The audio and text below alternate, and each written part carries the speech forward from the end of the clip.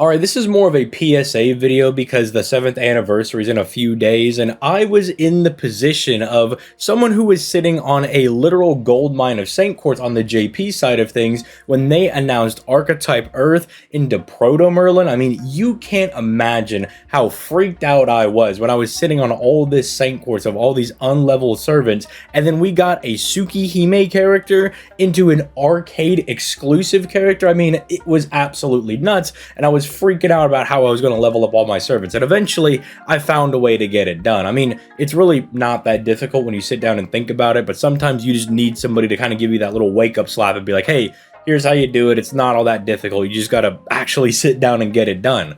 Obviously, the hunting quests are really good for this, right? Because you can start leveling up some of your servants, you know, when it's the Berserker enemies and you're getting the Berserker EXP cards. You use that to level up those guys, right? To get that bonus EXP to make your life a little bit easier. But once we start getting into Anniversary, not only do the daily quests go on half off, so you can do the 40 AP actual good quests for only 20 AP, but then we usually have a double, or in this case, triple chance of super and great success, which is going to multiply the amount of EXP you actually get if you do get that great and super success.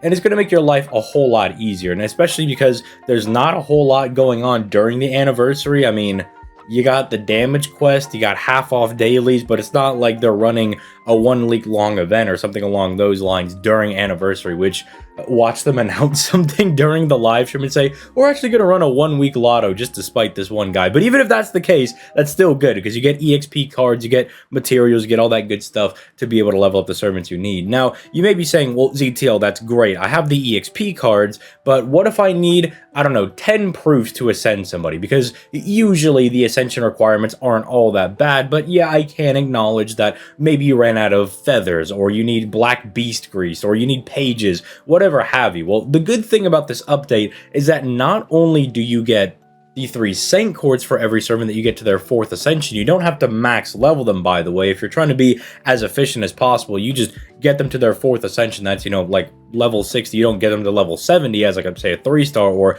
a 5-star. You get them to that final ascension, they're level 80, and then you just leave it, level them up later, and you got to go prioritize other people.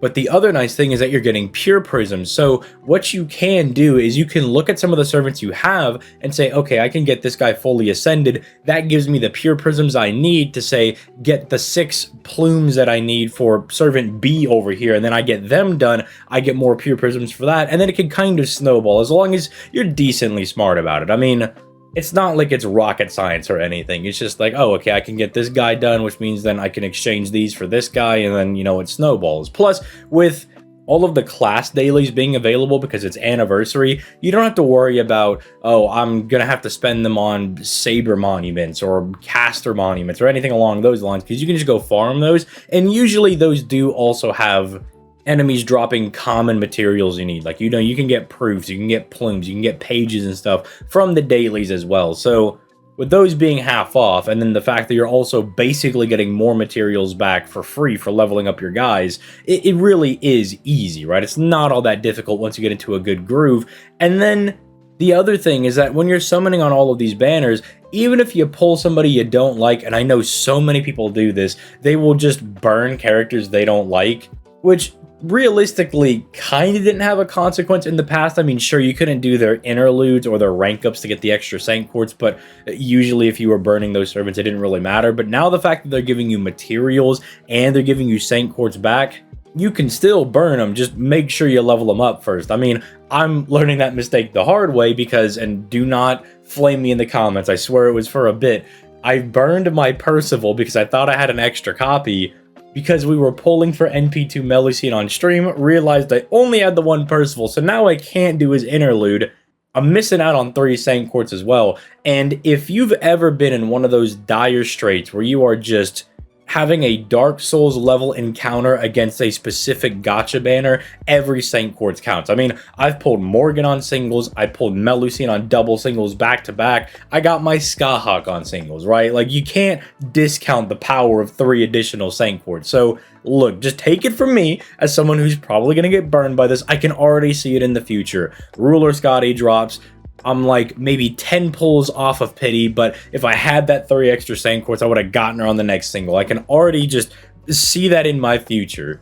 So even if you don't like somebody like Liz or Siegfried or Lancelot or Gawain, whoever it is, maybe even pull like Zhang Yu or Scheherazade, a 5-star you don't like, even if they spook you, which I think the only person that can do that on the Archetype Earth banner is Janako, which read Lost Belt 4. She's great in there. You won't hate her anymore if you do hate her for some reason. But even if you still don't like her after Lost Belt 4, at least level her up, all right? Get those Saint Quartz, get the materials, and then you're cruising. I mean, I think it also makes it particularly easy going into this anniversary, into these summer banners, where it looks like there's a lot of really crazy servants. But if you're one of those people that don't have too many servants and you've really stockpiled a lot of Saint Quartz, then you have more pulls than you realistically think you do, because not only may you pull just random 4- and 5-star servants, but if you get some of those on rate up limited guys, that's additional Saint Quartz, you make more back than you think you would. It's not like,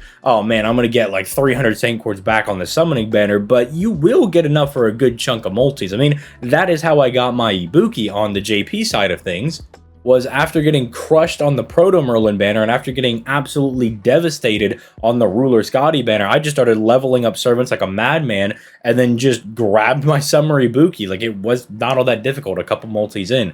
So take it as a PSA, you know, if you were farming the hunting quest, you should have a little bit of a head start. But once the anniversary hits, start farming those EXP cards, start getting those statues and monuments for characters you need. Take advantage of that triple great and super success rate when leveling up your guys. And I know you're going to be tempted, especially as a newer player. You want to, you know, grail up your characters, 120 people, but just hold off on that for a little bit. You know, level up your other guys first, which you realistically should be doing anyway before you start grailing. That's more like late game account stuff I would consider realistically, but even then, know you're going to be tempted. Maybe you pull Archetype Earth, maybe you go balls deep on her banner, you get her NP5, and you want to start 120 her right away. But if you want to go for some of the summer guys, just start leveling up your guys. Your Archetype Earth isn't going anywhere. It's going to be a long journey to 120 her anyway. Trust me, my Morgan is still only 116 after about a year of just dumping everything I have into her to try to get her to 120. So don't worry, it's not going anywhere. You'll be doing that for a fat minute anyways. Level up your guys, get your Saint Quartz back, and then hit those other banners. So hopefully this helps some of the newer players out that might have been stressing about it and I guess maybe didn't really know how the whole thing worked. It's super simple, but I was in this position. I mean, it jump scared us on the JP side of things. We had no way of knowing that we were getting a Tsukihime character, which was mind-boggling, into an arcade exclusive character. I mean, it's just absolutely absurd. And then into basically new best quick support in the game that like revitalizes how we use quick. I mean, it opens them up to being able to do Black Grail farming, which was pretty much hard gate kept by Archetype Earth, Melusine, and then the entire arts meta, basically. And then Quick just said, nah, we'll do that as well. I mean, you couldn't have been more panicked on the JP side of things, because you just dropped the most crazy 4 banners back to back to back to back to back.